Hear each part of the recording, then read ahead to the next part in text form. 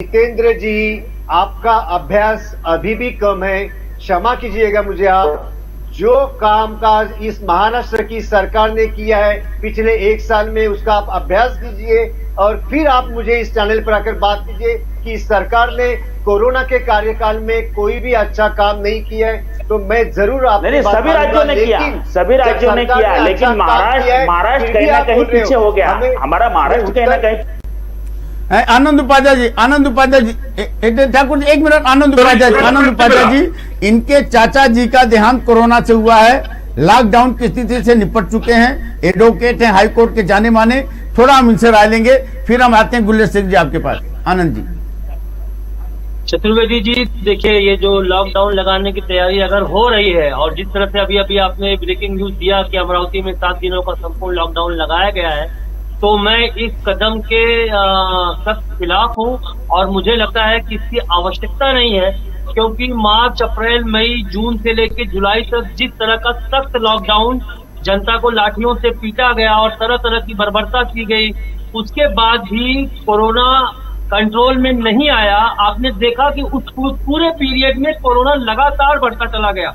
आप स्टैटिस्टिक्स निकाल लीजिए, रिकॉर्ड निकाल लीजिए, उस पूरे दरमियान में जब तक सख्त लॉकडाउन था, कोरोना धीरे धीरे बढ़ते चला गया, धीरे धीरे अपने आप वो कम होते गया। ये सरकारी आंकड़ा है और वैक्सीन हम आंकड़े दिखाएंगे, आंकड़े दिखा के जरूर बात करेंगे। आनंद जी, आप बराबर बोल रहे हैं।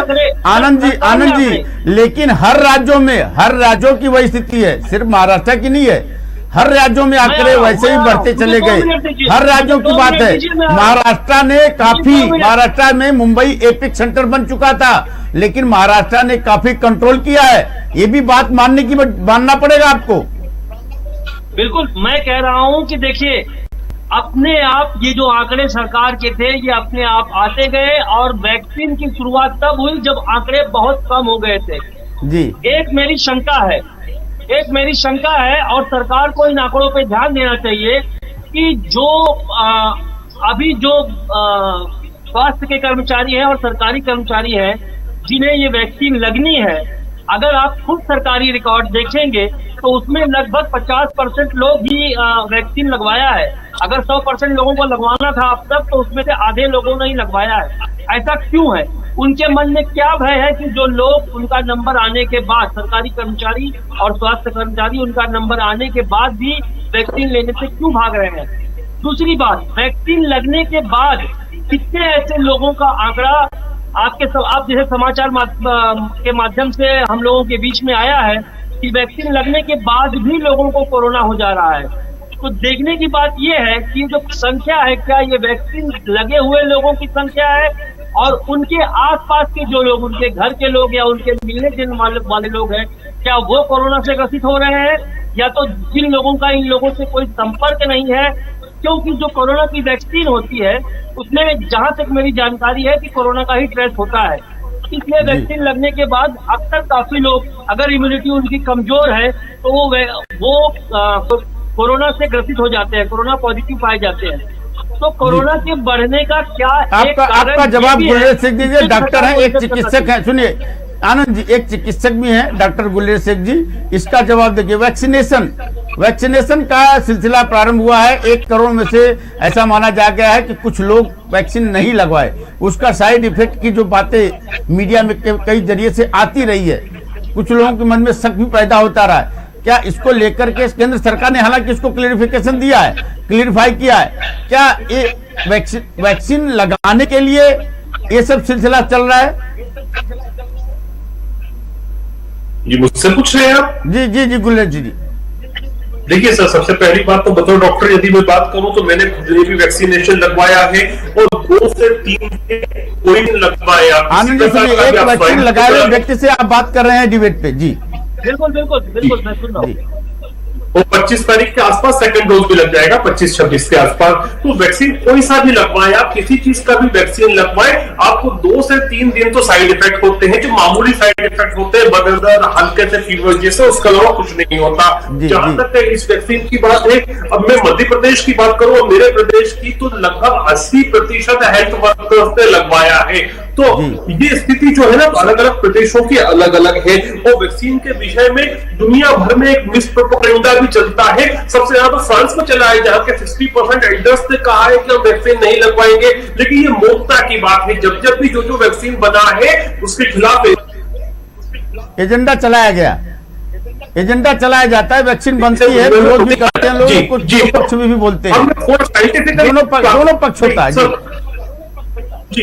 अब भाई साहब कुछ बोल रहे थे कि जो वैक्सीन लगाते हैं यदि व्यक्ति कमजोर होता है तो उसको कोरोना हो जाता है, गलत बात है। हम दो तरह के वैक्सीन है, जो हमारा इंडियन वर्जन का वैक्सीन है उसमें वो डेड वायरस है, मरा हुआ वायरस है, केवल जो शरीर का रिस्पॉन्स होता है, शरीर के सेल्स पहचान लेते हैं कि ये इस प्रकार का वायरस आता है तो हमको इसको मारना है, आप ये कह सकते हैं उसकी एक आकृति है। तो जब असली वायरस आता है तो शरीर उसको मारना शुरू करता है। और जो एस्ट्राजेनेका का पुणे वाला वैक्सीन है उसमें स्थिति अलग है, वो एक अलग से मरा हुआ दूसरा वायरस है, वो कोरोना का वायरस नहीं है, वो दूसरा वायरस है जो दिखता कोरोना वायरस की तरह है और शरीर का इम्यून सिस्टम को जगाता है। तो उसके अंदर कोई भी लिविंग वायरस नहीं होता है, केवल उसकी आकृति जैसा आप कह सकते हैं मरा हुआ वायरस, जो कि उसकी आकृति होती है शरीर के रिस्पॉन्स को जगाने के लिए। मैं साइंटिफिकली बात कर रहा हूं। अब कुछ देर पहले हमारे जो सत्तारूढ़ पक्ष के महाराष्ट्र के लोग कह रहे थे, प्रवक्ता कह रहे थे कि पूरे महाराष्ट्र में या मुंबई में कोई लॉकडाउन नहीं होना है। तो मैं ये पूछना चाहता हूं कि क्या आप लोगों की सरकार आपको क्लासिफाइड इंफॉर्मेशन देती है? क्योंकि जब तक मुख्यमंत्री महोदय इस बात की घोषणा नहीं करते वो तो क्लासिफाइड डॉक्यूमेंट है, तो आप इतने बड़े टेलीविजन चैनल पर बैठते उसको डिक्लासिफाई कैसे कर रहे हैं सरकार के बोलने के पहले? तो तीसरी बात, जहां तक भ्रष्टाचार के विषय है ना, भ्रष्टाचार ऐसी गंदी दीमक है कि हर चीज को चाट जाती है। इसलिए हमको नहीं कहना चाहिए कि भ्रष्टाचार, अगर किसी ने भ्रष्टाचार का आक्षेप लगाया है बीएमसी में तो यू शुड कम क्लीन। जी सामंत जी बोलिए।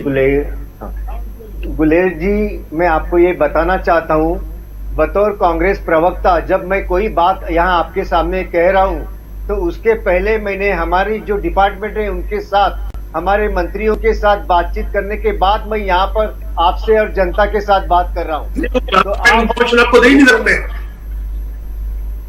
नहीं, क्यों नहीं दे सकते भाई साहब? आपके प्रदेश में अगर नहीं देते होंगे तो इसका मतलब ये नहीं कि हम लोग ऐसे आके यहाँ पर बात कर रहे। सर आप पार्टी के प्रवक्ता, सरकार के प्रवक्ता नहीं है ना। कोई बात नहीं, मैं मध्य प्रदेश भाजपा का जानकारी तो लेनी पड़ती है, जानकारी तो लेनी पड़ती है, क्योंकि टीवी डिबेट पे बैठते हैं तो टीवी डिबेट पे क्या बोलना है ये भी तो सरकार हमारी प्रवक्ताओं के जरिए देती है ना जानकारी। पार्टी का पक्ष रख सकते हैं, नहीं, लेकिन सरकार नहीं देती। सरकार अगर पार्टी में है, सरकार में अगर पार्टी है तो पार्टी प्रवक्ताओं के जरिए जानकारी देती है। नहीं, वो जब चीजें घोषित हो जाती है उसके बाद, जैसे बजट जब तक के संसद के पटल पर नहीं रखा जाए वो क्लासिफाइड डॉक्यूमेंट है। तो हम अपना मत दे सकते हैं, ये हो सकता है, लेकिन हम बता दें पहले से कि बजट में ये रहेगा तो क्लासिफाइड डॉक्यूमेंट को डिक्लासिफाइड लीक करने वाली बात हो गई। इसलिए इतना भरोसा से मत बोले आप कि हमको लगता है ऐसा नहीं होगा। आप सुनिए जरा, आप जरा शांति से सुनिए जी। बजट एक अलग बात है और यहाँ पर कोरोना के ऊपर हम बात कर रहे हैं। हमारे मंत्री ने खुद ही 2 दिन पहले ये बात डिक्लेयर की है, हमारी जो कैबिनेट बैठी थी उन्होंने ये बात डिक्लेयर की है कि किसी भी प्रकार से हम पूरे राज्य में लॉकडाउन करने वाले नहीं है। अगर परिस्थिति हाथ से बाहर जाती है, सावंत जी बात सुनिए हमारी,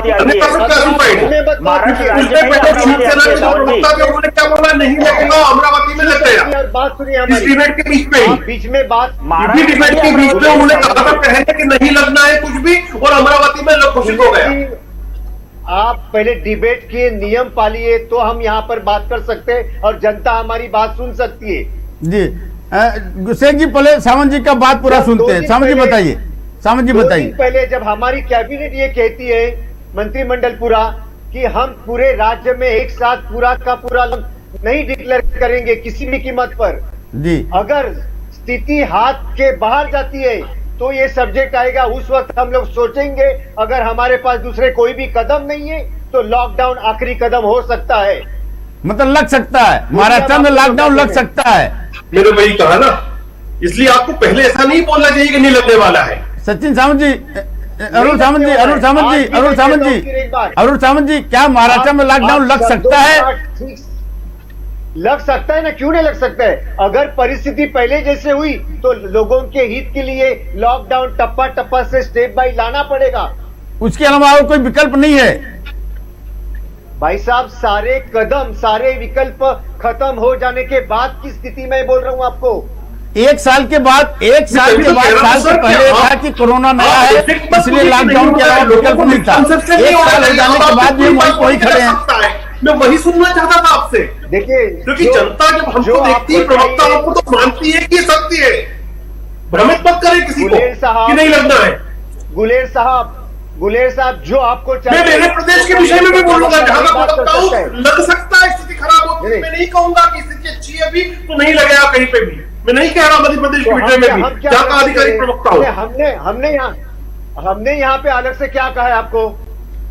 तो जनता को बातें स्पष्ट रखें, पारदर्शी। कहीं भी जनता को घुमाना नहीं चाहिए कि नहीं होने वाला है। कुछ देर पहले शिवसेना के प्रवक्ता ने बोला कि नहीं होगा, अभी चलते चलते ही ब्रेकिंग न्यूज आ गई कि अमरावती में 7 दिन का हुआ। कहीं चतुर्वेदी जी, गुलेर जी, आप महाराष्ट्र जनता को डराने की कोशिश मत कीजिएगा। नहीं डरा नहीं रहा, नहीं डरा रहा, लेकिन जनता को भ्रमित करने का अधिकार आप नहीं, हम कह रहे हैं जनता को डराने की कोशिश नहीं हो रही, लेकिन लॉकडाउन की स्थिति जब लगती है तो जनता के अंदर भय पैदा होगा ना। नहीं, हमको चीजें क्लियर रखना चाहिए कि एसओपीज का पालन करें, मास्क का उपयोग करें, सोशल डिस्टेंसिंग करें, तो ऐसी स्थिति नहीं बनेगी। उससे लोगों को सही गाइडेंस मिलता है। आपने जब रूलिंग पार्टी का प्रवक्ता ये कहने लगे कि ऐसा नहीं हो रहा, तो जनता में भ्रम की स्थिति बनती है। गुलेर शेख जी, मैं आपको रोकूंगा थोड़ा। मैं गुलेर शेख जी, जनता, सरकार और आपके प्रधानमंत्री नरेंद्र मोदी, सब लोगों का यही कहना है कि मास्क लगाएं, सोशल डिस्टेंसिंग मेंटेन करें। सारे सिस्टम पे चलाया गया, ऐड चलाया गया, विज्ञापन चलाया गया। हम कुछ भी